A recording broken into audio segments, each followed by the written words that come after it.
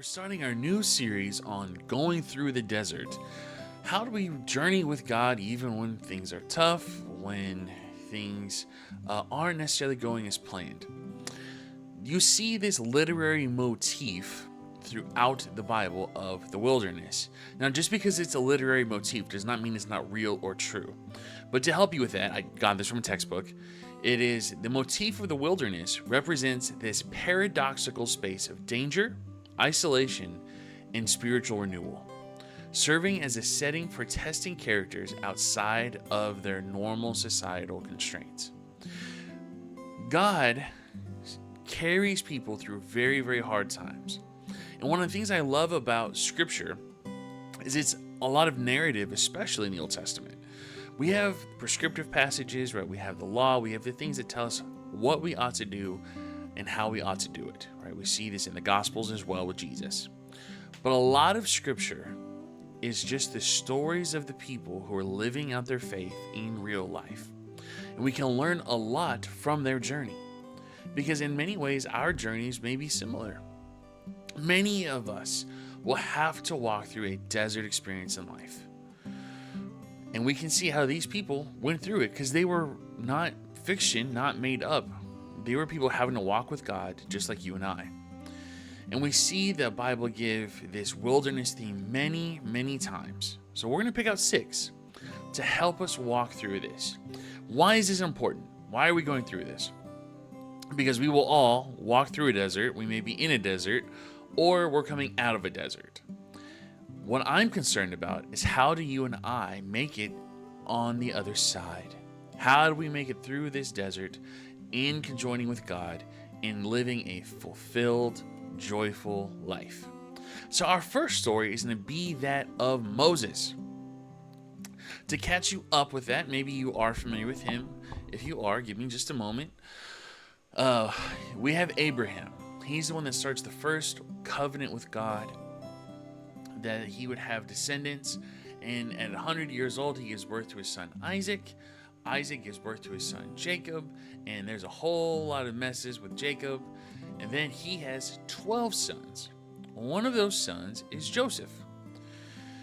Joseph goes through his own wilderness, but I think his story is almost one we'd have to cover all on its own for his wilderness event. But he gets sold into slavery by his brothers. He goes to prison. From prison, he ends up being the second in command of one of the most powerful ancient kingdoms of Egypt. When he is there, he's able to bring his family, reconcile with them, and bring them into fellowship with the Egyptians. They are able to live there as citizens and as allies. Well, as time goes on, Joseph passes away, and new pharaohs arise, and as time goes, as the scripture says, then arose a king or pharaoh that did not know Joseph. So he didn't see Joseph's people as allies or citizens. He saw them as free labor. They were a threat. They were growing and they were multiplying. And that eventually leads to the pharaoh putting out an edict that all of the Hebrews would have to cast their sons into the Nile River. Moses' mother, with faith in God, cast him into the river. And his sister follows him at a distance. And what happens to Moses is the daughter of the Pharaoh sees him in the water and pulls him out. So Moses grows up an Egyptian and he grows up a Hebrew because his sister pops up and says, hey, if you need someone to take care of this kid, my mom can take care of him. So he got to be raised by his family, but also raised in the court of the Pharaoh. So he was in two worlds.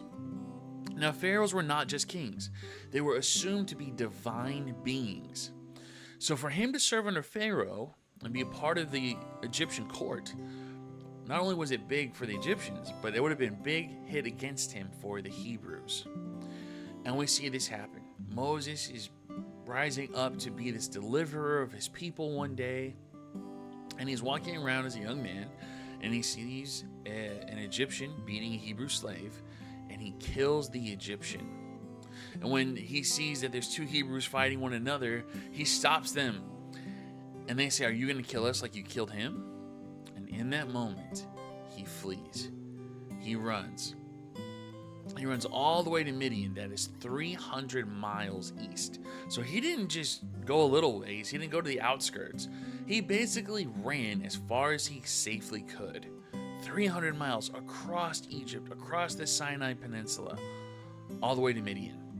And here's what's really important in Moses' story, and maybe this is where yours can connect with his.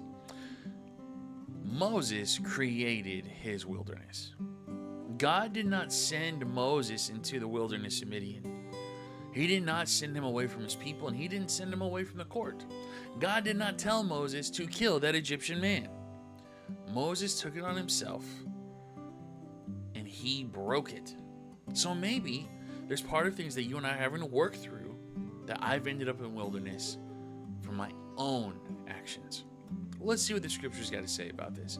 In the book of Exodus, it says, "Now Moses was keeping the flock of his father-in-law Jethro, the priest in Midian, and he led the flock to the west side of the wilderness, and he came to Horeb, mountain of God.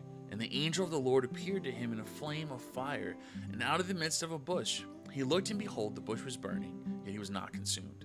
And Moses said, I will turn aside to see this great sight. Why is the bush not burned? When the Lord saw that he had turned aside to see, God called him out of the bush. Moses, Moses, he said, Here I am. And he said, Do not come near, take your sandals off, for this place in which you are standing is holy ground. He said, I am the God of your father, the God of Abraham, the God of Isaac, and the God of Jacob. And Moses hid his face, for he was afraid to look at God.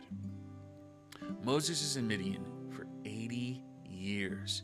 He gets married, he has kids, he has a whole nother life.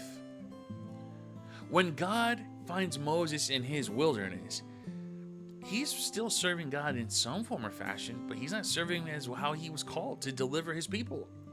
He had this calling in his life that he knew from a young age, and it was now seemingly ruined. Perhaps that's how you view your life. I've really messed it up. I've sinned, and the trajectory for life has changed. That could be true. The Bible gives us things, yes, for like higher ministry and stuff, we could be disqualified. But for many of us, the normal life, the normal walking with God, the normal, how do I make ends meet? How do I be a human? How do I raise my family? And we think we've broken it. Here's the good news.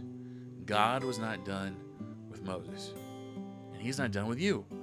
Moses thought for sure it was over. He was going to be a Midianite, and he was happy. He was doing his own thing out in the middle of nowhere. He had a father-in-law who loved him. It was all great.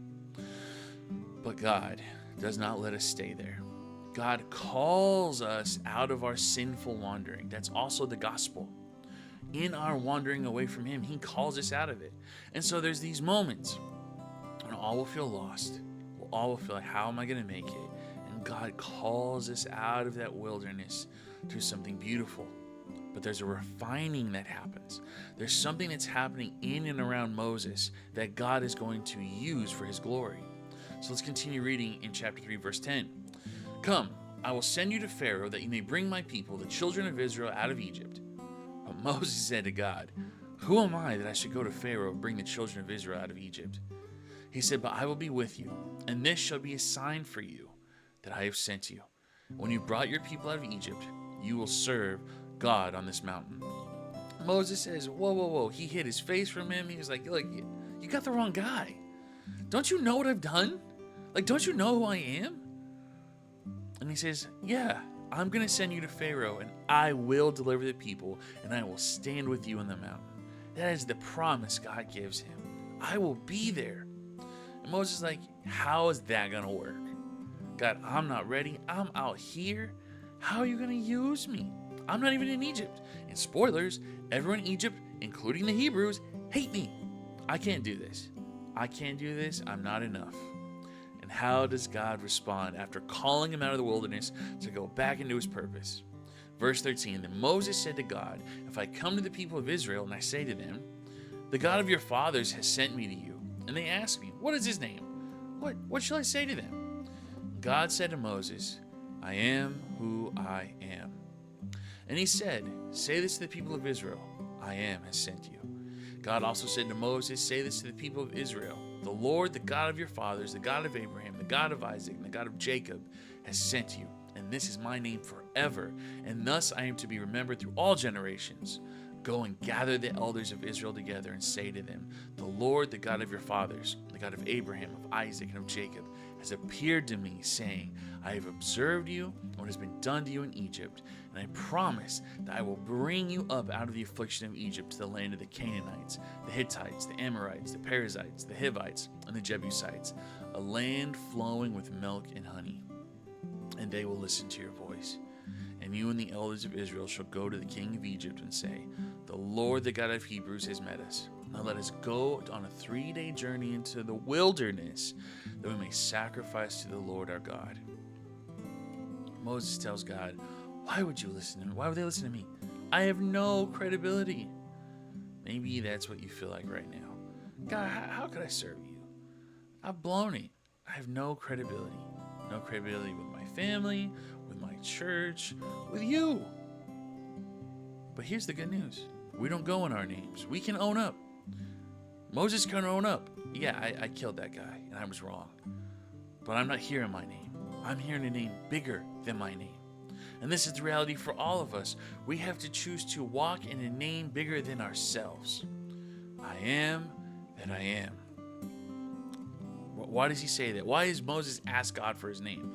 Well, because the general word for God was Elohim. That was also, you could use that word for like other smaller gods and views of deities. So like the Egyptian gods would be considered like Elohim in their culture. And he says, if I say Elohim, they're going to think I'm just an Egyptian. I'm just a pagan. And he says, let me tell you by name. Here's what's really important. Moses didn't really know God. He knew about God in that sense, like he didn't know his name. But the desert, the wilderness, helps us refine ourselves. It humbles us. It causes us to reorient to what really matters. And we will all be left with the same choice. God will call us, God will be moving in our lives, and I can either say I'm going to stay in the wilderness, or I will do what you're asking of me. And I don't really know you well enough to have courage. And God says, let me show myself to you. I am that I am, the Tetragrammaton. What is he the God of? Of everything. He's not a God of the Nile. He's not a God of the mountains or of the sky. He is God, period. And go and tell Pharaoh to let my people go and do what? Worship for 3 days. That's all I'm asking him to do. But he's not going to do that. He's not. And where did God want his people to meet him? In the wilderness. Away from the noise and the clamor, out of their situation, so they could be still before their Lord once again. And he would be with them. And he tells them, he says, one of the things we need to tell them is, I've heard your cries. I've heard the cries of my people. And Moses, I've seen you this entire time. You may have ran from me, you may have ran from Egypt and the Hebrews, and you may have thought you escaped them, but you can't escape me. There's nowhere you can run, nowhere you can hide that I can't see you. So let me refine you. And the testimony will be, Moses will go to his people. Who sent you? I am has sent me. The God of Abraham, Isaac, and Jacob, and our fathers has sent me. And why should you listen to me? Not because I had it all right. Because I was in Midian, and God saw me, and he heard me. And God sees and he hears you now. So we don't go through this just for us. The refinement we get when we have to kind of disconnect from normal life. That's like a shock to our system, right? I was going on my normal and then everything changed. For some of us, we're going to go through different stories. Maybe it's sickness or finances or job loss or hurt. In this story, it was own personal sin. Moses' personal sin drove him away from the things God wanted for his life. Now, there are going to be other things. The wilderness does not just represent being foreign from God. That's what we see here. It also represents being close to God. It's all a matter of perspective. I want you all to come out and be close to me. So it doesn't have to be bad, but it will be refining because we're in front of the holy, holy, holy God. And so we go through this not just for ourselves, but to also help those around us. It makes us better for those who need us also. Our spouses, our children, our church, and the world who is lost, who desperately needs Jesus. These moments refine us to come out more pure and more beautiful. And that is good news. So we want to thank you for being a part of this study. If you have any questions, you can email me at staff@newday416.church. If you want any more information, take any next steps, you can go to newday416.church. If you want to help us out, you can give, you can leave a review. It just helps people know who we are and where to find us.